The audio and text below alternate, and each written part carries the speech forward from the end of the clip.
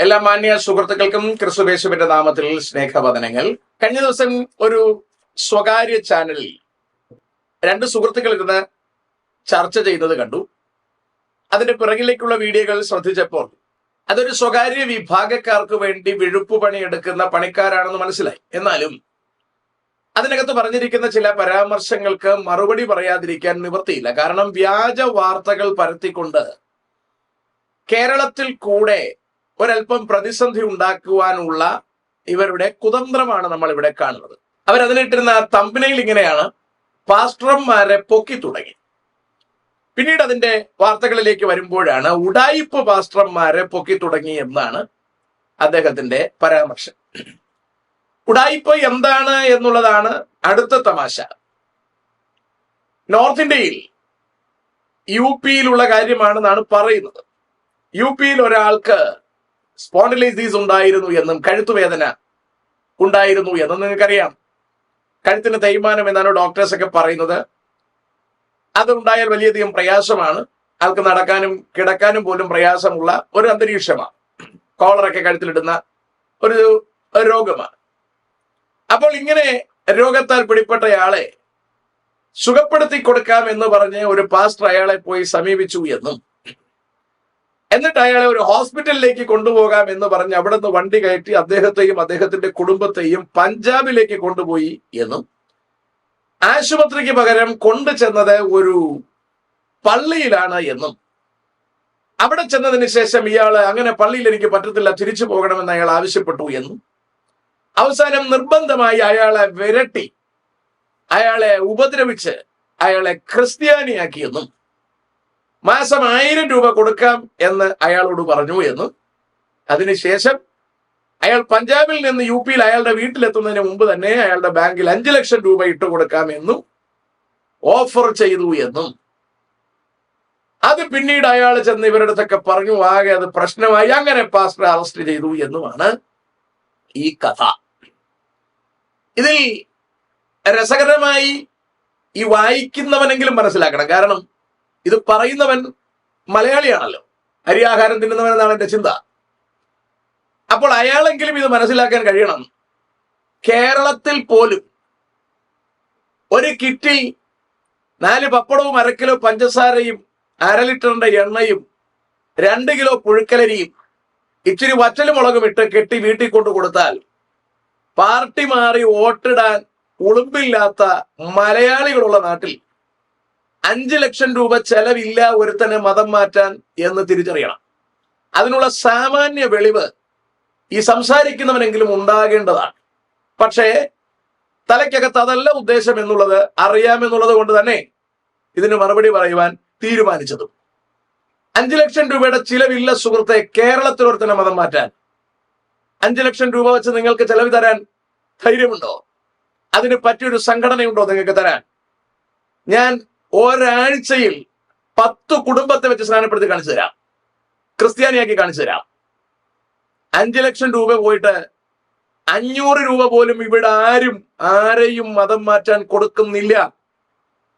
മതം മാറി വന്നവരോട് ചോദിച്ചു നോക്കൂ, ആർക്കെങ്കിലും കാശ് കൊടുത്താണോ കൊണ്ടുവന്നതെന്ന്. നമ്മുടെ കൂടെ വന്നതിൽ ആർക്കെങ്കിലും ഒരു പ്രയാസം ഉണ്ടായാൽ ചിലപ്പോൾ ഹോസ്പിറ്റൽ ചെലവിന് എന്തെങ്കിലും കാശ് കൊടുത്തെന്നിരിക്കും, ചിലർക്ക് വീട് വെച്ച് കൊടുത്തെന്നിരിക്കും, ചിലർക്ക് എന്തെങ്കിലുമൊക്കെ സഹായങ്ങൾ ചെയ്തു കൊടുത്തെന്നിരിക്കും. അതൊന്നും ആരെയും ക്രിസ്ത്യാനിയാക്കാൻ വേണ്ടിയിട്ടല്ല. അങ്ങനെ ഒരു ഉദ്ദേശവും അതിനകത്തില്ല. ഇന്ന് ഞാൻ ഇവിടെ വീഡിയോ ഷൂട്ട് ചെയ്തുകൊണ്ടിരിക്കുമ്പോൾ എന്റെ പറമ്പ് കളച്ചുകൊണ്ടിരിക്കുകയാണ്. എന്റെ വീടിന്റെ തൊട്ടടുത്ത് ഒരു ഹൈന്ദവ സഹോദരനാണ്. അദ്ദേഹം ഒരു പുതിയ മെഷീൻ മേടിച്ചു, JCB മെഷീൻ. അയാൾ ഞാൻ വഴിയെ പോകുമ്പോൾ എന്നെ കണ്ടിട്ട് എൻ്റെ അടുത്ത് പറഞ്ഞു, സാർ എന്തെങ്കിലും പണിയുണ്ടെങ്കിൽ വിളിക്കണേ. അദ്ദേഹം അങ്ങനെ പറഞ്ഞത് കൊണ്ട് മാത്രം അദ്ദേഹത്തെ വിളിച്ച് കാണിച്ചു എത്ര രൂപയ്ക്ക് ചെയ്യാൻ പറ്റും. അപ്പോൾ അയാള് ഒരു എമൗണ്ട് പറഞ്ഞു. ഞാൻ പറഞ്ഞു അത്രയും രൂപയ്ക്ക് ചെയ്യാൻ പറ്റത്തില്ല. എന്റെ ഉദ്ദേശം ഇതാണ്: തൊഴിലുറപ്പുകാർക്ക് കൊടുത്താൽ ഒരു പൈസയും ചെലവില്ലാതെ എനിക്ക് പറമ്പ് ക്ലീൻ ചെയ്ത് കിട്ടും. പക്ഷെ നിങ്ങൾ ഒരു പുതിയ വാഹനം വാങ്ങിച്ചത് കൊണ്ട് നിങ്ങൾക്കൊരു ഓട്ടം തരിക എന്നുള്ളതാണ് എന്റെ ഉദ്ദേശം. അപ്പോ അതിനെ മാന്യമായി സംസാരിച്ചാൽ ഞാനത് ചെയ്യാം. അപ്പോൾ അദ്ദേഹം പറഞ്ഞു, ഞാൻ പറഞ്ഞ എമൗണ്ടിന് അദ്ദേഹം സമ്മതിച്ചു. ഇപ്പോൾ പറമ്പ് വൃത്തിയാക്കിക്കൊണ്ടിരിക്കുകയാണ്. അപ്പോൾ എനിക്കറിയാം അദ്ദേഹം പറഞ്ഞ എമൗണ്ട് ഇപ്പോഴും കൂടുതലാണെന്ന് എനിക്ക് ബോധ്യമുണ്ട്. പക്ഷേ നമ്മുടെ നാട്ടിലുള്ള ഒരു സഹോദരൻ ഒരു വാഹനം വാങ്ങിച്ചപ്പോൾ അയാൾക്കൊരു പണി കൊടുത്ത് അയാൾക്കൊരു സഹായം കൊടുക്കുക, ദാറ്റ്സ് ഓൾ. അതിനപ്പുറം ഒന്നുമില്ല. അല്ലാതെ അയാളെ ക്രിസ്ത്യാനിയാക്കാൻ വേണ്ടിയല്ല. അയാൾ ഇവിടെ തൊട്ടടുത്തുള്ള അമ്പലത്തിലെ പൂജാരിയാണ്. അയാളെ ക്രിസ്ത്യാനിയാക്കാൻ വേണ്ടി അല്ല അയാളെ പണി കൊടുത്തത്. അപ്പൊ വളരെ കൃത്യമായിട്ട് തിരിച്ചറിയേണ്ടത്, നമ്മൾ ആർക്കെങ്കിലും ഒരു സഹായം കൊടുക്കുന്നത് അയാളെ ക്രിസ്ത്യാനിയാക്കാൻ വേണ്ടിയല്ല. ഇവരെയൊക്കെ ക്രിസ്ത്യാനിയാക്കാൻ 5 ലക്ഷം രൂപയൊന്നും ചെലവില്ലെന്നറിയണം. കേരളത്തിനകത്തൊരുത്തനെ ക്രിസ്ത്യാനിയാക്കാൻ ആക്കേണ്ടി വന്നാൽ, മതം മാറ്റാൻ 5 ലക്ഷം രൂപ ചെലവില്ല എന്നറിയണം. പിന്നെയാണ് നോർത്ത് ഇന്ത്യയിൽ. നോർത്ത് ഇന്ത്യയിൽ 5 ലക്ഷം രൂപ എന്ന് പറഞ്ഞാൽ അതിന്റെ വില എത്രയുണ്ടെന്ന് അറിയാമോ? നമുക്ക് ഇവിടെ ഉള്ളതിനേക്കാൾ ഒരു 10 മടങ്ങ് കൂടുതലാണ് അതിന്റെ വില എന്നറിയണം. അതുകൊണ്ടാണ് നോർത്ത് ഇന്ത്യയിലുള്ള ആൾക്കാർ ഇവിടെ വന്ന് പണിയെടുക്കുന്നത്. അവിടെ അവർക്ക് പണിയില്ല.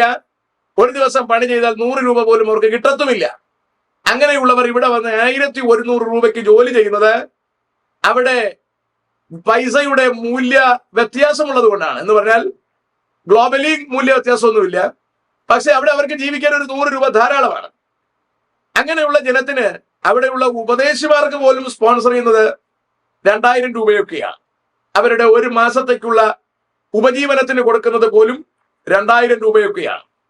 അപ്പോൾ ഒരാളെ വിശ്വാസത്തിലേക്ക് കൊണ്ടുവരാൻ അയാൾക്ക് മാസം 1000 രൂപയും 5 ലക്ഷം രൂപ ബൾക്ക് എമൗണ്ടും കൊടുത്തു എന്ന് പറഞ്ഞാൽ അത് വിശ്വസിക്കാൻ താങ്കളെ പോലെ തലച്ചോറിന് പകരം ചാണകമുള്ളവർക്കേ കഴിയുകയുള്ളൂ എന്നതിന് സംശയമൊന്നും വേണ്ട. ഇതൊക്കെ ഇവിടുത്തെ ജനത്തെ തെറ്റിദ്ധരിപ്പിക്കുവാനുള്ള ഉഡായിപ്പ് പരിപാടികളാണ്. ഇങ്ങനൊരു സംഭവം അവിടെ നടന്നിട്ടുമില്ല.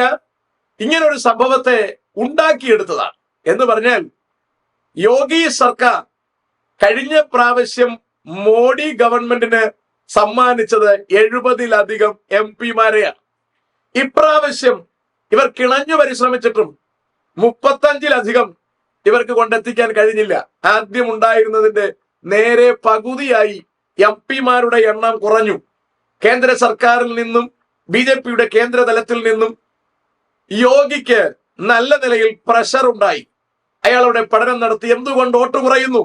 അപ്പോൾ മനസ്സിലാക്കിയതിന്റെ ഒരു കാര്യമാണ്, സുവിശേഷകർ അവിടെ വർദ്ധിച്ചിരിക്കുന്നു, ജനം എഴുത്തും വായനയും പഠിക്കുന്നത് അധികമായിരിക്കുന്നു, അതുകൊണ്ട് ഈ ജനമാണ് ഇവിടെ ഈ പ്രശ്നമുണ്ടാക്കുന്നത് എന്ന ധാരണയിലാണ് ക്രൈസ്തവ മിഷനറിമാരെ കാരാഗ്രഹത്തിൽ അടയ്ക്കാനും ദേശം പിടിപ്പിക്കുവാനുമുള്ള ശ്രമം നടക്കുന്നത്.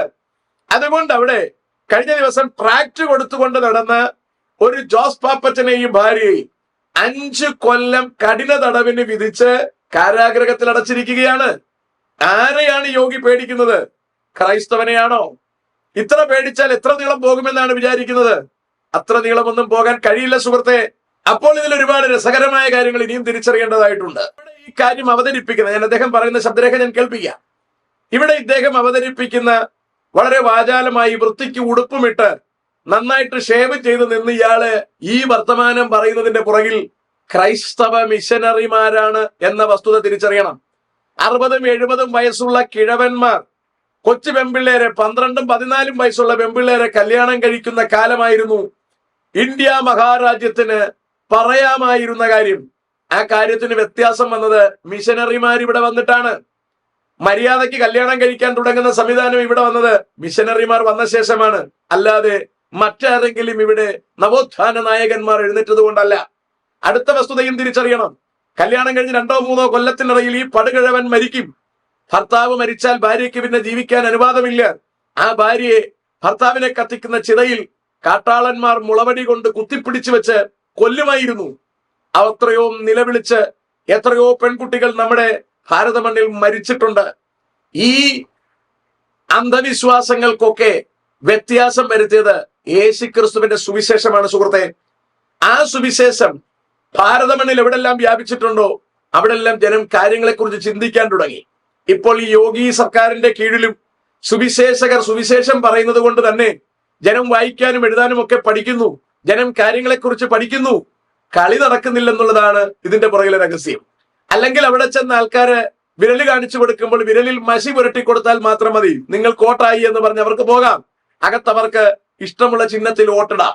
അങ്ങനെ 70-80 MP-മാരെ ഒപ്പിച്ചുകൊണ്ടിരുന്ന UP-ക്ക് ഇന്ന് ആൾക്കാർ ഇച്ചിരി വിവരം വെച്ച് തുടങ്ങി, വെളിവ് വെച്ച് തുടങ്ങി എന്നതിന്റെ അർത്ഥമാണ് ഈ പരാജയത്തിന്റെ ഒന്നാമത്തെ കാരണം.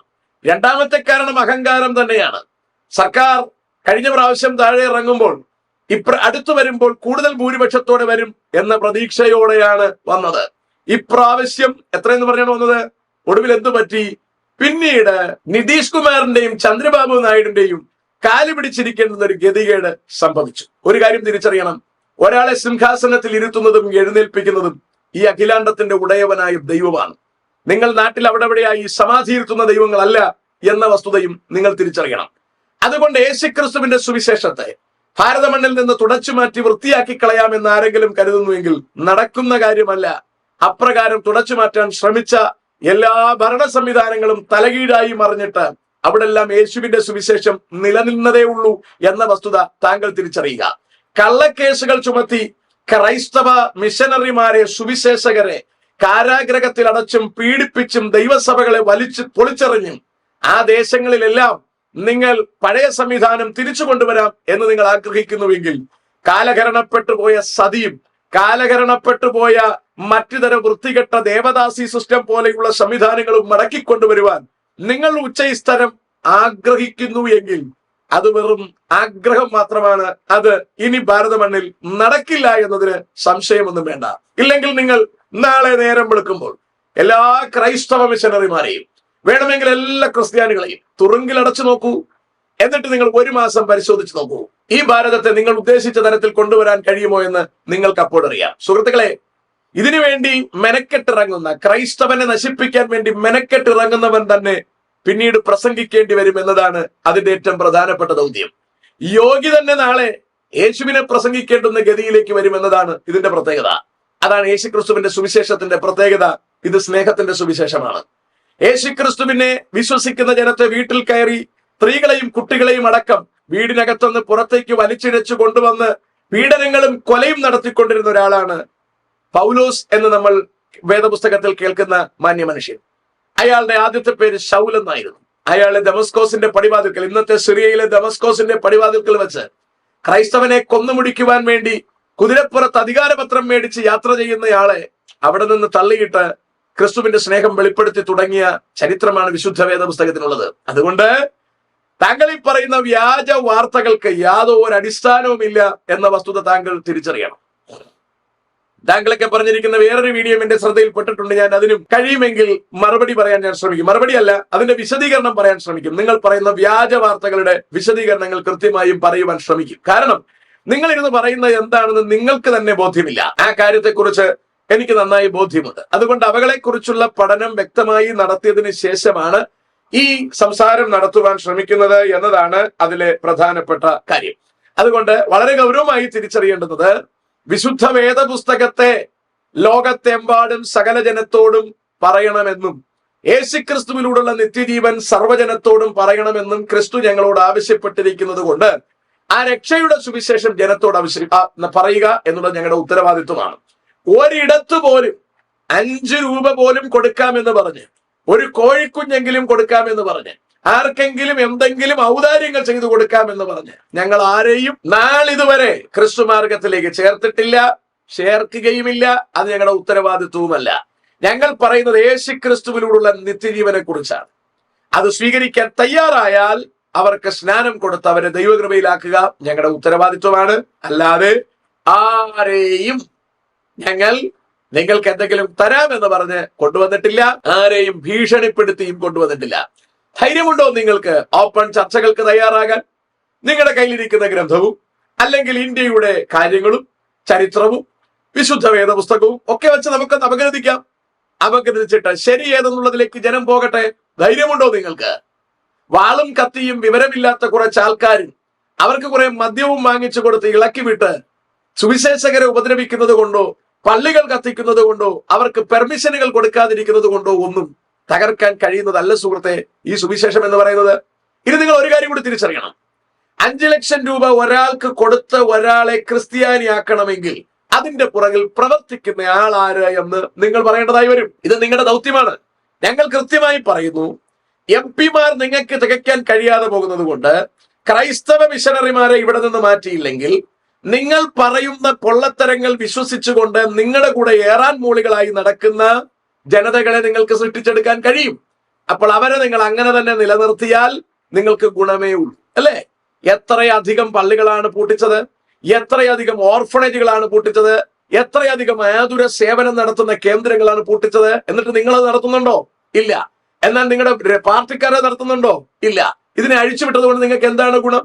നിർധനരായ ആൾക്കാരെ കൊണ്ടുവന്ന് പാർപ്പിക്കുന്ന ഇടങ്ങളിലെ അവരെ അഴിച്ചുവിട്ട് അവർക്ക് ആഹാരമില്ലാതെ അവരെ കൊന്നുകളയുന്നത് കൊണ്ട് നിങ്ങൾക്ക് എന്ത് നേട്ടമാണുള്ളത്? ഓർഫണായിട്ടുള്ള അനാഥരായിട്ടുള്ള കുഞ്ഞുങ്ങളെ കൊണ്ടുവന്ന് അഭയം കൊടുത്ത് അവർക്ക് ആഹാരവും പാർപ്പിടവും പഠനവും കൊടുത്ത് അവരെ സമൂഹത്തിൽ നാളെ മാന്യന്മാരായി നിർത്തുവാൻ പഠിപ്പിക്കുന്നതിന് അതിനുവേണ്ടിയുള്ള ശ്രമങ്ങൾ നടത്തുന്നതിനെ തടസ്സം ചെയ്യുന്നത് കൊണ്ട് നിങ്ങൾക്ക് എന്ത് ഗുണമാണ് ഉണ്ടാകുന്നത്? എയ്ഡ്സ് രോഗികളെ കൊണ്ടുവന്ന് കൂട്ടത്തോടെ താമസിപ്പിച്ച് അവർക്ക് പുനരധിവാസ സൗകര്യങ്ങളും ആഹാരങ്ങളും കൊടുത്ത് അവർക്ക് ജീവിതം കൊടുക്കുന്നതിൽ നിങ്ങൾക്ക് എന്ത് നഷ്ടമാണുള്ളത്? കുഷ്ഠരോഗികൾ, ആർക്കും വേണ്ടാത്തവർ, വീട്ടിലടുപ്പിക്കാത്തവരെ കൊണ്ടുവന്ന് ഓരോ സ്ഥലങ്ങളിൽ പാർപ്പിച്ച് അവർക്ക് വേണ്ടിയുള്ള എല്ലാ സൗകര്യങ്ങളും ചെയ്തു കൊടുത്ത് അവരെ ജനത്തെ അംഗീകരിക്കത്തക്ക നിലയിലേക്ക്, സമൂഹത്തിലെ മാനിക്കപ്പെട്ട നിലയിലേക്ക് അവരെ വളർത്തിക്കൊണ്ടുവരുമ്പോൾ നിങ്ങൾക്ക് എവിടെയാണ് ചൊറിയുന്നത്? എവിടെയാണ് ചൊറിയുന്നതെന്ന് കൃത്യമായിട്ട് ഞാൻ ഈ വീഡിയോയിൽ പരാമർശിച്ചിട്ടുണ്ട്. ഇനി എനിക്ക് ചോദിക്കാനുള്ളത്, 5 ലക്ഷം രൂപ കൊടുത്തിട്ട് ഒരാളെ ക്രിസ്ത്യാനിയാക്കണമെങ്കിൽ അതിന്റെ പുറകിൽ ഒരു ചേതോവികാരം ഉണ്ടാകണമല്ലോ, ഒരു ഗുണമുണ്ടാകണമല്ലോ. ഈ പൈസ ചെലവാക്കുന്നത് ആരാണ്? അങ്ങനെ ചെലവാക്കുന്നെങ്കിൽ അതിന്റെ ഉദ്ദേശം എന്താണ്? ഇത് രണ്ടും പറയാൻ താങ്കൾ ബാധ്യസ്ഥനാണ്. മനസ്സിലാകുന്നുണ്ടോ? 5 ലക്ഷം രൂപ ഒരു കുടുംബത്തിനായാലും ഒരു വ്യക്തിക്കായാലും ആർക്കും ആവട്ടെ കൊടുത്തൊരാളെ കൊണ്ടുവരണമെങ്കിൽ ചെലവാക്കുന്നവനൊരു ഉദ്ദേശം വേണ്ടേ? ഏതെങ്കിലും രാഷ്ട്രീയ പാർട്ടിയിൽ ഞങ്ങൾ എന്തെങ്കിലും സ്വാധീനം ചെലുത്താൻ ശ്രമിക്കുന്നതായി നിങ്ങൾക്കാർക്കെങ്കിലും ശ്രദ്ധയിൽപ്പെട്ടിട്ടുണ്ടോ? എവിടെയെങ്കിലും ഒരു അധാർമിക പ്രവർത്തനം നടത്താൻ ഞങ്ങൾ പരിപാടി നടത്തുന്നതായി നിങ്ങൾക്ക് ശ്രദ്ധയിൽപ്പെട്ടിട്ടുണ്ടോ? എവിടെയെങ്കിലും രാജ്യം പിടിച്ചെടുക്കുവാനുള്ള ഒരു ശ്രമമോ, എവിടെയെങ്കിലും തീവ്രവാദ ശ്രമമോ എന്തെങ്കിലും നടത്തുവാൻ ഇപ്പറഞ്ഞ ക്രൈസ്തവർ ശ്രമിക്കുന്നതായി നിങ്ങൾക്ക് ശ്രദ്ധയിൽപ്പെട്ടിട്ടുണ്ടോ? ഇതൊന്നും പെട്ടിട്ടില്ലാതിരിക്കെ നിങ്ങൾ ഇതിന്റെ പുറകിൽ കാശ് ഞങ്ങൾ ചെലവഴിക്കുന്നു എന്ന് പറയുന്നത് ശുദ്ധമായ ഭോഷ്കാണ്. ഭോഷ്കിന്റെ ആത്മാവ് തന്നെയാണ് നിങ്ങൾ വ്യാപരിക്കുന്നത്. അത് നിങ്ങൾ പറയുന്നു എന്ന് മാത്രമേ ഉള്ളൂ. അതുകൊണ്ട് ഒരിടത്തും ആരും കാശ് കൊടുത്തിട്ടില്ല. ഇതൊക്കെ നിങ്ങൾ കാശ് കൊടുത്ത് ആൾക്കാരെ കള്ളത്തരം പറയിപ്പിച്ച് കള്ള സാക്ഷികൾ ഉണ്ടാക്കി, കള്ള മൊഴികൾ ഉണ്ടാക്കി, കള്ള കേസുകൾ ഉണ്ടാക്കി സുവിശേഷകരെ നിങ്ങൾ ഇവിടെ നിന്ന് ഓടിച്ചിട്ട് വെളിച്ചം നാട്ടിലെങ്ങും വരാതെ ഇവിടെ മുഴുവൻ ഇരുളുണ്ടാക്കി വരുത്തുവാൻ നിങ്ങൾ ശ്രമിക്കുന്നതാണ്. ഇത് നിങ്ങളുടെ കുതന്ത്രമാണ്, ഇത് പിശാചിന്റെ തന്ത്രമാണ്. അതിന് നിങ്ങൾ കൂട്ടുനിൽക്കുന്നതാണ്. പണ്ടേ മിഷനറിമാർ ഇവിടെ വരാതിരുന്നു എങ്കിൽ ഇന്ത്യയുടെ ഇന്നത്തെ ഗതി എന്തായിരിക്കുമായിരുന്നു എന്ന് നിങ്ങൾ ആലോചിച്ചു നോക്കൂ. ഇന്നത്തെ നിയമം മനുസ്മൃതി ആയിരിക്കുമായിരുന്നു. നിങ്ങൾക്കറിയാമല്ലോ, നെയ്യാറ്റിൻകരയ്ക്ക് അടുത്തൊരു ചുമട്ടു തൊഴിലാളി മരിച്ചതിനെ പിടിച്ചിരുത്തി അതിനു ചുറ്റും കല്ലുകെട്ടി തലയിൽ ഒരു സ്ലാബും വെച്ചപ്പോൾ അതിനെ സമാധി എന്ന് പറയുവാൻ നിങ്ങൾ തയ്യാറായി. എന്നിട്ട് നിങ്ങൾ കുംഭമേളയിൽ നിന്ന് സ്വാമിയെ കൊണ്ടുവന്നാണ് ഇവിടെ അതിനെ കുടിയിരുത്തിയത്. അതിനകത്ത് നിങ്ങൾക്ക് പറയാനുള്ള ഔചിത്യം എന്താണുള്ളത്? കുംഭമേള നടക്കുന്നിടത്ത് 40 കോടി ജനമാണ് കൂടുന്നതെന്നാണ് അറിയുന്നത്. സ്വാമിമാർ, എണ്ണമറ്റ സ്വാമിമാർ, ഒരു നൂല് പോലും ഉടുക്കാതെ അവിടെ കൂടെ നടക്കുന്നതാണ് ആ മേളയുടെ ഹൈലൈറ്റ് എന്ന് പറയുന്നത്. നാളെ മിഷനറിമാർ ഇവിടെ ഇല്ലാത്തൊരു അന്തരീക്ഷം ഉണ്ടായാൽ എഴുത്തും വായനയും പിന്നെയും പഠിപ്പിക്കുന്നതും മനുഷ്യനെ ചിന്തിക്കാൻ പഠിപ്പിക്കുന്നതും മനുഷ്യനെ ദൈവത്തിങ്കലേക്ക് അടുപ്പിക്കുവാൻ പ്രേരിപ്പിക്കുന്നതുമായ സുവിശേഷകർ ഇവിടെ ഇല്ലെന്ന് വരികിൽ 10 15 കൊല്ലം കഴിയുമ്പോൾ ഇന്ന് നോർത്ത് ഇന്ത്യയിൽ കാണുന്ന അതേ പരിപാടി ഒരു നൂല് പോലും ഇല്ലാത്ത സ്വാമിമാർ നെയ്യാറ്റിൻകരയിലൂടെ നടക്കുന്നത് നമ്മൾ കാണേണ്ടി വരും. അവരുടെ തലയിലൂടെ പാല് ഒഴിച്ചു കൊടുത്തിട്ട് ലിംഗത്തിലൂടെ പിടിച്ചു കുടിക്കുന്ന നോർത്ത് ഇന്ത്യൻ ആചാരം തിരുവനന്തപുരത്ത് നമ്മൾ കാണേണ്ടി വരും. നോർത്ത് ഇന്ത്യയിൽ ഇന്ന് നമ്മൾ ഗംഗാനദിയുടെ കരയിൽ നമ്മൾ കാണുന്ന അതേ പരിപാടി അല്ലേ? മനുഷ്യന്റെ ശവം വലിച്ച് വെള്ളത്തിലേക്ക് എറിഞ്ഞിട്ട് അതിനെ വലിച്ച് കരയിലേക്ക് കൊണ്ടുവച്ച് പീസ് പീസായിട്ട് മുറിച്ച് തിന്നുന്ന ആചാരങ്ങൾ, മനുഷ്യന്റെ ശവശരീരം കത്തിച്ച ശേഷം അതിന്റെ പൊടി മുഴുവൻ മേല് മുഴുവൻ വാരി വിതറുന്ന അഗോറി ബാബാസിനെയും നേരം വെളുത്താൽ വൈകുവോളം ഒരിക്കലും റെസ്റ്റ് ഇല്ലാതെ കഞ്ചാവ് ഉപയോഗിച്ചു കൊണ്ടിരിക്കുന്ന ഇമ്മാതിരി സ്വാമിജിമാരെയും നമ്മൾ തിരുവനന്തപുരത്ത് കാണേണ്ടി വരുമെന്നതിന് സംശയം വേണ്ട. കേരളക്കരയിൽ ഇത്തരം സംവിധാനങ്ങളെ കൊണ്ടുവരാനാണ് നിങ്ങൾ ഉദ്ദേശിക്കുന്നതെങ്കിൽ ഞങ്ങൾക്കൊന്നും പറയാനില്ല. ഞങ്ങൾക്കൊന്നേ ചെയ്യാനുള്ളൂ. ഞങ്ങളെ കർത്താവ് ഏൽപ്പിച്ചിരിക്കുന്ന ഒറ്റ ദൗത്യമേ ചെയ്യാനുള്ളൂ. അതാർക്കും പൈസ കൊടുത്ത് ചെയ്യാനുള്ളതല്ല. അങ്ങനെ ഞങ്ങൾ ചെയ്യുന്നുമില്ല. ഞങ്ങൾക്കൊന്നേ ചെയ്യാനുള്ളൂ. നിത്യജീവനിലേക്കുള്ള വഴി ഒന്ന് മാത്രമേ ഉള്ളൂ എന്നും അത് സകല മാനവകുലത്തിനും വേണ്ടി മരിച്ചടക്കപ്പെട്ട് ഉയർത്തെഴുന്നേറ്റ കർത്താവായ യേശു ക്രിസ്തുവാണ് എന്നും ഞങ്ങളുടെ കയ്യിലുള്ള വിശുദ്ധ വേദപുസ്തകം അടിസ്ഥാനപ്പെടുത്തി ആകാശവും ഭൂമിയും മാറിപ്പോയാലും മാറിപ്പോകാത്ത വചനത്തെ അടിസ്ഥാനമാക്കി അന്നും ഇന്നും എന്നും ഞങ്ങൾ പറഞ്ഞുകൊണ്ടേയിരിക്കും ഞങ്ങളുടെ കർത്താവിന്റെ വരവ് വരെ. അത് മറ്റാരെയും ഉപദ്രവിക്കാനല്ല എന്ന വസ്തുതയും താങ്കൾ തിരിച്ചറിഞ്ഞിരിക്കണം. ഇതിനോട് ബന്ധപ്പെട്ട് വേറെയും ചില കാര്യങ്ങൾ പറയാനുണ്ട്, വരും ദിവസങ്ങളിൽ പറയാമെന്ന് ഞാൻ പ്രതീക്ഷിക്കുന്നു. ഇതിനെക്കുറിച്ച് പറയുന്ന ആ വീഡിയോ ശകലം കൂടി കേൾപ്പിച്ച് ഞാൻ വീഡിയോ അവസാനിപ്പിക്കാം. ദൈവം നമ്മെ അനുഗ്രഹിക്കട്ടെ. യാതൊരു ഉടായിപ്പും അവിടെ നടക്കില്ല എന്ന് അടിവരയിടുന്ന ഒരു വാർത്തയാണ് ഇപ്പോൾ ഉത്തർപ്രദേശിൽ നിന്ന് വരുന്നത്. അതായത് ദൈവം സുഖപ്പെടുത്തുന്നു എന്ന് പറഞ്ഞ് കൈകാലില്ലാത്തവന് കൈകാലുകൾ കൊടുക്കുക, ശബ്ദമില്ലാത്തവന് ശബ്ദം വഹിച്ചു കൊടുക്കുക, മരണപ്പെട്ട ഒരാളെ ഉയർത്തെഴുന്നേൽപ്പിക്കുക, അങ്ങനെയുള്ള ഉടായ്പകളൊക്കെ നടത്തുന്ന പാസ്റ്റർമാർ ജാഗ്രത. ഉത്തർപ്രദേശിൽ നിന്ന് ഒരു വാർത്ത പുറത്തു വരുന്നുണ്ട്. ഉത്തർപ്രദേശിൽ ഈ ആന്റി കൺവേർഷൻ ലോ ഉണ്ട്, അതായത് മതം മാറ്റ നിരോധന നിയമം എന്നാണ് അതിന്റെ പേര്. ഉത്തർപ്രദേശിലെ കൗശാബിയിലാണ് ഇത് നടക്കുന്നത്. അവിടെ വീരേന്ദ്ര കുമാർ ദിവാകർ എന്ന് പറയുന്ന ഒരു വ്യക്തി, അദ്ദേഹം അവിടെ കുടുംബമായിട്ട് താമസിക്കുകയായിരുന്നു. അദ്ദേഹത്തിന് സെർവിക്കൽ സ്പോണ്ടിലോസിസ് എന്ന് പറഞ്ഞ ഒരു അസുഖമുണ്ട്. അതായത് കഴുത്തുവേദന സംബന്ധമായിട്ടുള്ള ഒരു അസുഖമാണ്. അങ്ങനെ അസുഖമുള്ള അദ്ദേഹം ധാരാളം നാളുകളായി ട്രീറ്റ്മെന്റ് എടുത്തുകൊണ്ടിരിക്കുകയാണ്. എന്നിട്ടും അദ്ദേഹത്തിന് അസുഖങ്ങൾ ഒന്നും തന്നെ സുഖമാകുന്നില്ല. അങ്ങനെ ഇരിക്കുകയാണ് അദ്ദേഹത്തിനെ ശങ്കർലാൽ ചൗരാഷിയ എന്ന് പറയുന്ന ഒരാൾ മഞ്ച്ഹൻപൂരിൽ വെച്ച് കാണുന്നത്. ഈ ശങ്കർലാൽ ചൗരാഷിയ എന്ന് പറയുന്നത് ഒരു പാസ്റ്ററാണ്. അദ്ദേഹം ഈ വീരേന്ദ്ര കുമാർ ദിവാകരനെ ഈ മഞ്ച്ഹൻപൂർ വെച്ച് കാണുന്നു. എന്നിട്ട് അദ്ദേഹം വീരേന്ദ്ര കുമാറിനോട് പറയുകയാണ്, നിങ്ങളുടെ സെർവിക്കൽ സ്പോണ്ടിലൈസിസ് അത് ഞാൻ സുഖപ്പെടുത്തി തരാം. ഒരു ആശുപത്രിയുണ്ട്, അത് ജലന്ധറിലാണ്. ആശുപത്രി വരെ ഒന്ന് വന്നാൽ മതി, ഇത് പുഷ്പം പോലെ സുഖപ്പെട്ടും സുഖമാകും എന്നാണ് അദ്ദേഹം പറഞ്ഞത്. ഇത് വിശ്വസിച്ച് ഈ വീരേന്ദ്ര കുമാർ ദിവാകറും അദ്ദേഹത്തിന്റെ ഭാര്യയും ജലന്ധറിലേക്ക് പോകുന്നു. ആശുപത്രിക്ക് പകരം മെയ് 2024 ഒരു ചർച്ചിലേക്കാണ് ഇവർ പോകുന്നത്. ചർച്ചിലേക്ക് എത്തിയ ഈ വീരേന്ദ്ര കുമാർ ദിവാകരെ അവർ ബലപ്രയോഗത്തിലൂടെ മതം മാറ്റുന്നു. അദ്ദേഹത്തിന്റെ ഭാര്യയെയും മതം മാറ്റുന്നു.